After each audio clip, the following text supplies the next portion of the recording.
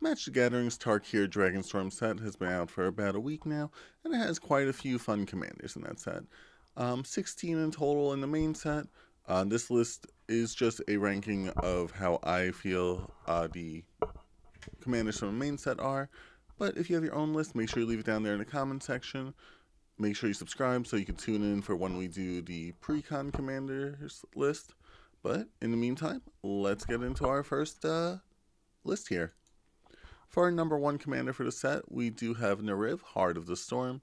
He costs 1 in Mardu for flying, 4/5, with any creatures that enter this turn deal double damage. This commander is really exciting to be building. I am actually building this one, so make sure to stay tuned for that deck profile there as well. You get to do a lot of turning your creatures sideways in order to attack with double damage the turn they enter.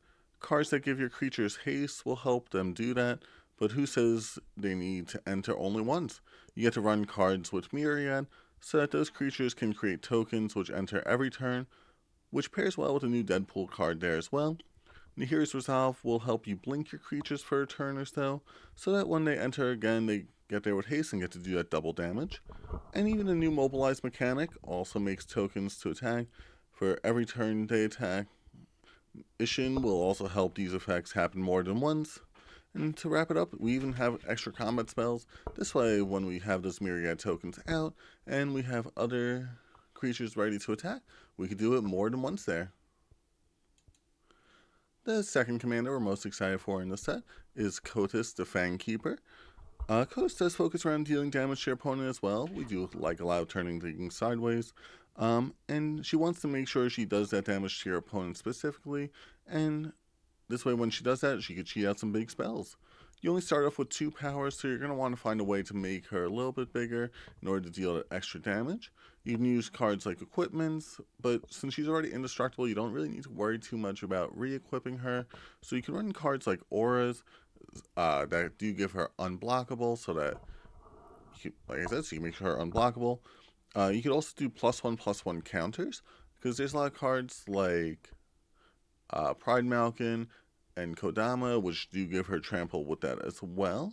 And you're also going to want cards like Snakeskin Veil. This way you give her hexproof. This way, even though she is indestructible, she would be weak to something like Path of Exile. This way you can make sure you prevent that. Also, if you want to get a little bit off budget, you could also run tutors to place cards on the top of the deck. This way, they could basically be right on the field for you. And then for our number 3, we have Baderkin to all. Probably the commander that I've seen the most people talking about in the set. He is a bit straightforward in terms of what he wants to do. He wants to get creatures with a big toughness on board in order to deal a lot of damage. Eventually, you get to draw off when you have 10 or more toughness on the board, which isn't hard since he already has 7 to start, so you just need 3 more. He also, when you get to 20 toughness, gets you to untap all your creatures. So if you have cards that have good tap ability that either give you mana, or cards like Tree of Perdition that swap your opponent's life totals, that could work out there as well. And eventually, when you do get to 40 toughness, he does have each of your opponent's life points, which oftentimes does scare people just because losing your half is pretty scary. So you do want something to make sure that they don't swing at you too much, which you want creatures that will make sure your creatures assign their damage with their toughness rather than their power, since oftentimes defenders don't really have much power there to swing out themselves. Tival, Arbiter of Virtue, is our number 4 commander for this set.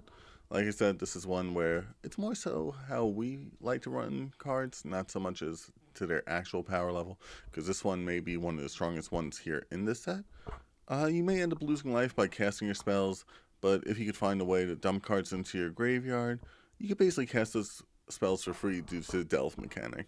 So to start off the deck, you're going to want to run spells that get cards into your graveyard, mostly from your deck, but you could also get them into the graveyard from your hand if you have a way to do that.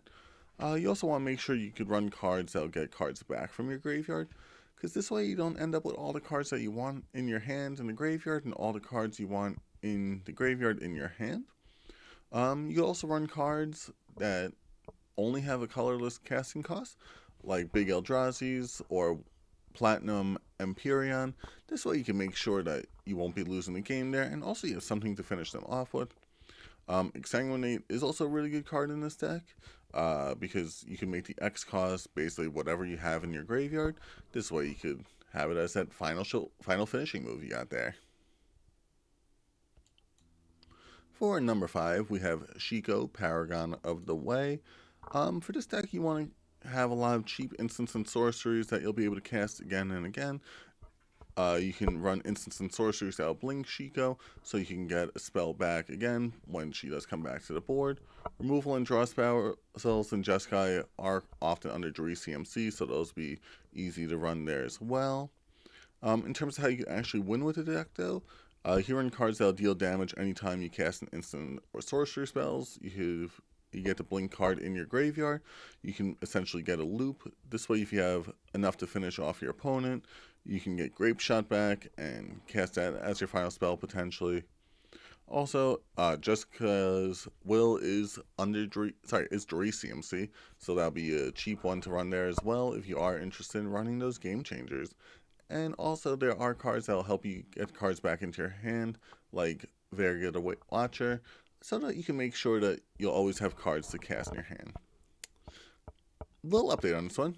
I thought initially that it put a card back in the graveyard after you cast again. Apparently it exiles that, so you can't actually do the loop I thought I could do. Ashki Dragonclaw comes in at our number 6 commander for this list.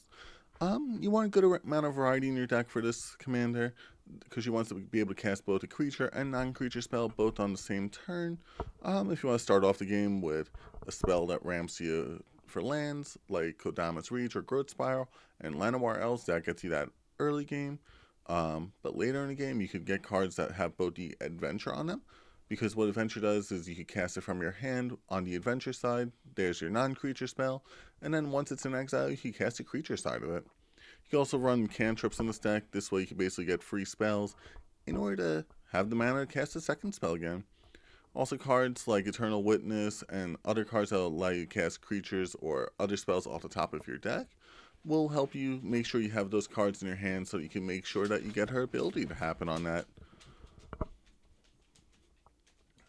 It does quite often help as well if you do have cards that benefit off when you cast your second spell in a turn. This way you can make sure you get that to happen, because you do tend to want to just cast 2 per turn in this deck if you could help it. This way you can make sure that you still have more gas in your hand for next turn. Fador, Dawn of Absent, comes in as our number 7 commander for this list. It's a commander that puts +1/+1 counters on each of your creatures by sacrificing another creature that you already control. You can benefit off the new Endure mechanic, which will give you both counters and potential tokens that will give you something to sacrifice in order to get those tokens. On top of that, though, you could run cards that will get you additional counters like Hardened Scales, or cards that will benefit off of having those counters by giving your creatures that have +1/+1 counters things like Flying, First Strike, Trample, Lifelink, like Obstinate Falconer, or ones that help you get your creatures onto the board in the first place, like Hamza Garden of Arashim, which will make your creatures cost less to cast for every creature you already control with +1/+1 counters on it.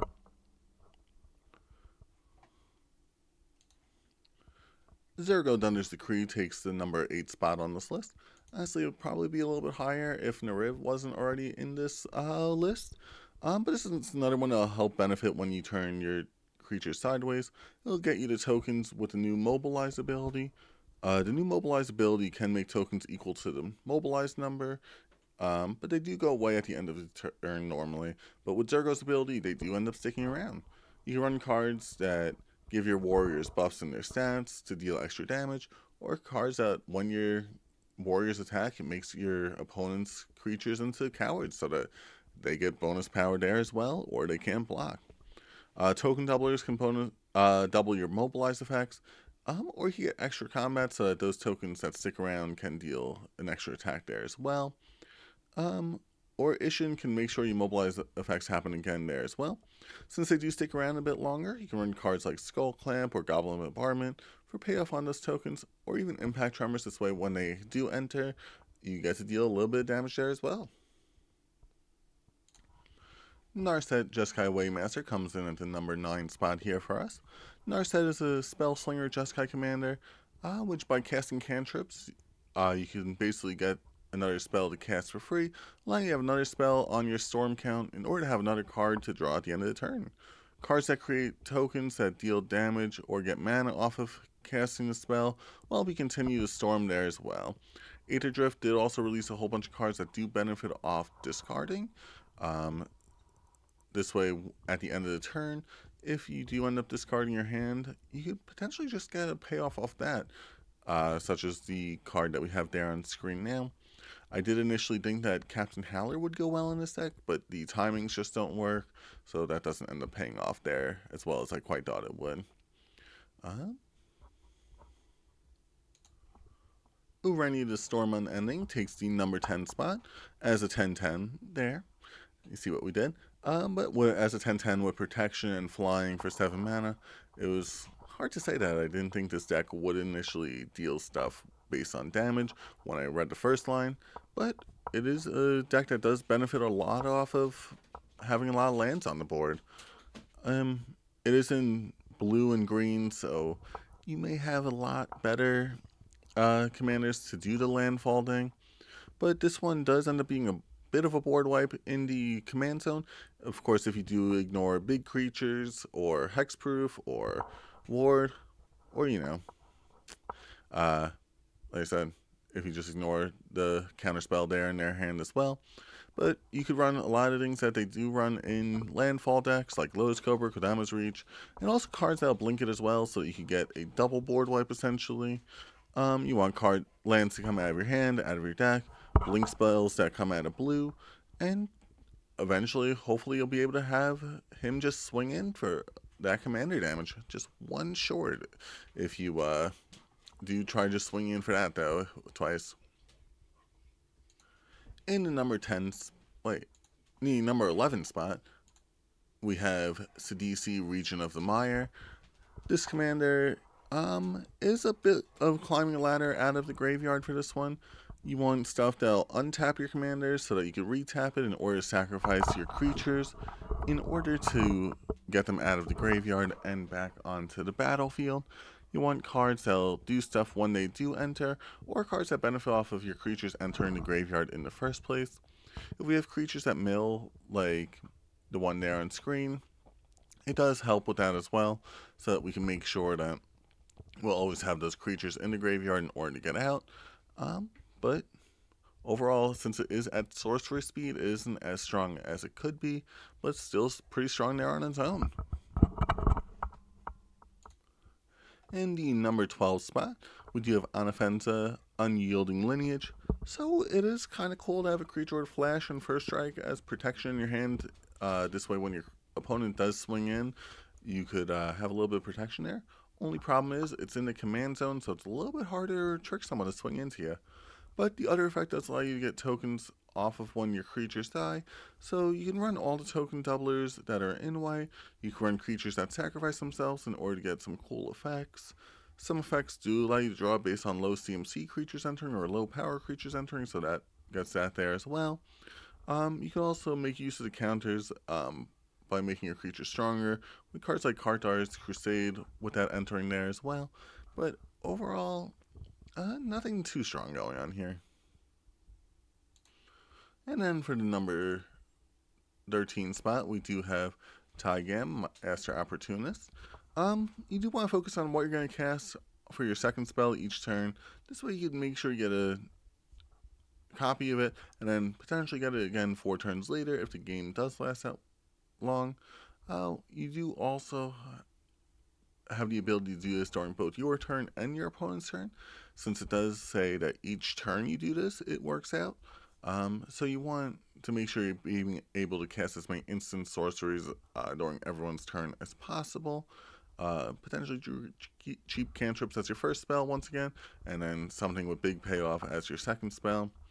You can also run some of the cards from the Doctor Who set that do have the time travel ability, which allows you to take off the counters in order to be able to cast that initial copy there again for free. Well, not for free, but cast it back in the first place. Tera's Light Shatter comes in at our number 14 spot. Tera's allows you to have a little bit of draw power in your command zone. There are a lot of cards that came out in Age of Drift again that have the effects that either deal damage or get counters when you discard a card. There's a lot of red cards that also do the same discard one, draw two effect in order to get you that draw power, but this is in the command zone, so there you go, you have it there if you need it. Eventually, if you discard enough cards to draw cards, you can eventually get the second effect. This way you get a random spell out of your graveyard, which can be anywhere from your win con that you discarded earlier when you didn't have anything else to discard, or just that same card that let you draw two cards earlier. It's also not free to cast, so that is why it's good that he's only 3 CMC. This way you'll actually have some mana to cast that. And also he does have haste, and he does get that ability when he attacks, so you can cast both him and that spell later in the game. Sarkhan Dragon Ascendant comes in at our number 15 spot. It's commanded that wants to run a bunch of dragons in red. There's quite a few of those. A lot of the benefits for dragon spells luckily are in red. There's a spell that'll help you get your dragons for cheaper, or downright cast it for free with the new Dracogenesis card. You want to create dragon tokens as well, so you'll always have the Behold ability available, or a second ability. This way, maybe you can get him strong enough with flying that he could fly in for some commander damage. But it is one of those decks where if you are playing this, people know you are running dragons, so they look at you as a threat because big dragons, big problem. And then to round out the list in number 16 spot, we have Sorak, Elusive Hunter. It's a mono green commander with trample that's 4-3 for 3 mana. Not really much to say about this one. You can draw cards when your opponent targets your creatures in order to let you draw a card. It may draw you a card when they cast a removal with cards like Path to Exile, so you at least get one draw off that. You benefit off of having 4 power by getting more draw power or trample with cards like Garruk's Uprising. You can find a way to give it Death Touch, so it benefits off the trample and Death Touch ability. It's working together. Other than that, there's plenty of better options in mono green that do a lot more as your commander. But overall, that's the list there. Make sure you leave your list down there in the comment section. And to wrap it up, we have number 1, Naret, Heart of the Storm. Number 2, Cotus the Fangkeeper. Number 3, Baderkin to all. Number 4, Taval, Arbiter of Virtue. Number 5, Shiko, Paragon of the Way. Number 6, Eshki, Dragonclaw. Number 7, Fador, Dawn of the Absent. Number 8, Zergo, Under's Decree. Number 9, Narset, Jeskai Waymaster. Number 10, Oreni, the Storm Unending.